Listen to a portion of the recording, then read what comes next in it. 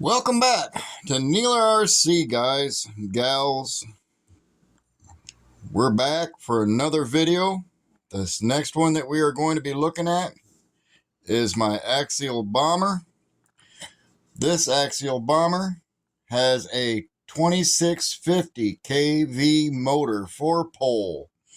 It is an S3674, and as you can see, that motor is a little bit longer than your normal 550. It's the long can. This one here has also got a Ghoul RC ESC. It is capable of running up to 3S, which I do run this on. It is a 60 amp ESC. Got it off of Amazon. It is running a stock spur with a 27 tooth pinion. And as I said, it is running a 3S LiPo battery, 5200 mAh, soft pack. This one here has got a story behind it, and I do mean a very long story, which we will get to. And as you can see down here, we have some carbon fiber lower links. For here, we have aluminum blue iodized uppers. In the front, we have them on the lower and upper. We also have the blue anodized rims, which are 2.2. These are also running the bead locks and rip saws for the traction. I like them. They're not too hard, they're not too soft, and they don't balloon up very much. I'm not saying they don't, but they don't blown. Yeah, let me get the words out. They don't balloon up.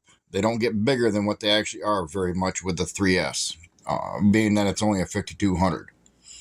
I also have Desert Lizard piggyback shocks all the way around. They are actually functional. It does have the rubber line here that attaches to it, and they do function quite well. They are, all, like I said, Desert Lizards. Got them off of Amazon. This here also has the metal plates on top, sides, the front hood that holds the battery tray in. It also has the metal cage that I had gotten off of Amazon. That metal cage came all the way from Slow Boat, China. Not complaining, but the tracking on this was definitely no help. It does have a spot up here in the front for a winch if I decided to mount one to it, which I probably won't. That's just me and my preference. It does have metal axles. This is not a light vehicle. When I mean this probably weighs on the verge of 8 pounds, it's probably every bit of 8 pounds, maybe even closer to 10. I have not grabbed the weight of it yet because there are some small tweaks I want to do to this. All right, so anyway, we talked about the battery, we talked about the motor and ESC, we talked about the metal cage, the carbon fiber that we do have down here on both rear lower links. We talked about the metal axles that I got off of Amazon for it. They are straight axle. They are not portals. 2.2 bead locks, rip saws on a Amazon blue rim. I do not know where we got the company that we got the rims from, but they were from Amazon. Desert Lizard shocks, piggybacks, and the metal plates for the sides. The story behind this rig. This originally was my wife's first rig when it was all plastic. We had that rig for about a year, year and a half. And a good friend of mine, I call him my brother, his daughter wanted to get into it, and she found a liking to Edge. One weekend, we decided that we were going to take this down to her for her to have and to run, learn how to run. And it was a matter of no time. The vehicle ended up getting sold to another individual because she wasn't running it. So they turned around and sold it. I found it on Facebook for sale sites, asked about it, and they said, yeah, that's where I got it from. I was like, really? And I says, how much you want for it? He gave me the price. I was like, okay, well, that's fair. You know, I mean, you know, everything considering. I mean, I don't mind paying for a brand new one again, even though I knew it was old. And I did chew him down a little bit on price, so it wasn't too bad. So I ended up buying this vehicle back again. So that's how we got this one back. And then at Rock the Ozarks, when I had it out there with the same setup, I broke the plastic frame right up in here. It took both of these pieces right off the vehicle. There was nothing holding it there other than one screw. So I went ahead, and once we got back, started doing some looking, went on Amazon, found the roll cage for it, did some comparing. It wasn't exact fit, but it was close enough that I could make it work. And got this frame, put my panels back on it, and yeah, it's not the best, but at the same time, it does do the job that I asked. And I did do a small video on this, and this is how I did it. I took zip ties through the front. That allowed me to open up the hood. I used the plastic battery holder to allow me to get the battery in and out of the vehicle and to hold the battery there.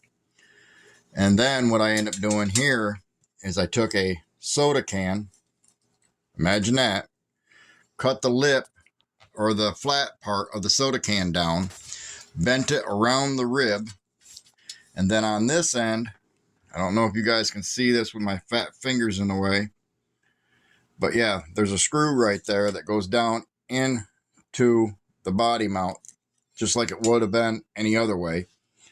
And I unscrewed it, punched a hole through there, put my screw through that into my body post mount here, and that's how I mounted the hood. Is it perfect? No, it's not perfect. Is it working for me and for what I want to do with it? Yes, it is.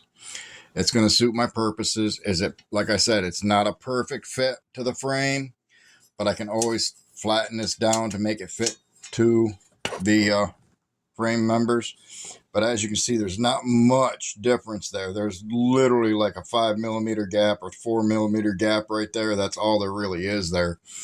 So it's not that bad. So anyway, that's what I did there. And of course, I've got those same metal tabs for the roof rack and the side panels. Except for the side panels, I put a piece of wire through there. That way I can actually flatten this out or turn the wire loose back here and actually pull these panels off if I need to get behind it for whatever reason. Like I said, other upgrades that I'm thinking about. Haven't made up my mind on it yet. Haven't verified that I can even do it yet. It's just something I got bouncing in the back of my head. This vehicle is still running on a 25, I believe it is, no, 20 kg servo, which is the red case from Amazon. It ain't nothing fancy. It does have the blue horn up front. I'm looking to get the blue case for the front of this so it can be a blue and black. I'm also thinking about doing the blue or black case for the diff cover here for front and rear. Still looking for parts on it. But anyway, that's what it's all about as of right now. I ain't going to make this too awful long. We're almost at 10 minutes now for the video. But yeah, this is the Bomber. She's a beast. And she's coming back to life one more time. At least one more time. It's hard for me to give up on a good vehicle. Oh, and by the way, it does have metal drive shafts. That one there is from Amazon. I do not know the company name on that. But this back one for the rear, I did get that one also from Amazon. But that is a hot racing drive shaft in the back. It does fit. And I haven't had any problems with them. So, yeah.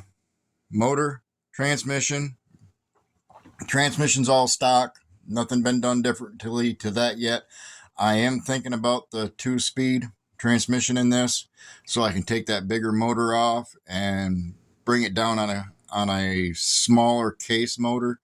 It seems to hold real well. It does have a lot of punch. It does have a lot of drag brake.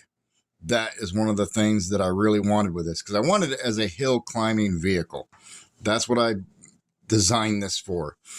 We'll see how well that works. I did install the fuel can, what would have been the fuel can in the real vehicle back here. I've got my my receiver in there. The end of this is glued with super glue, and on the inside with a bead so that water can't get in it. And where the holes are back here is the only chance I'm going to have for water until I hot glue them in. And that's all I use for it is hot glue. I did use two 2.0 screws through this with a nut on the inside to tighten everything down so that held in place.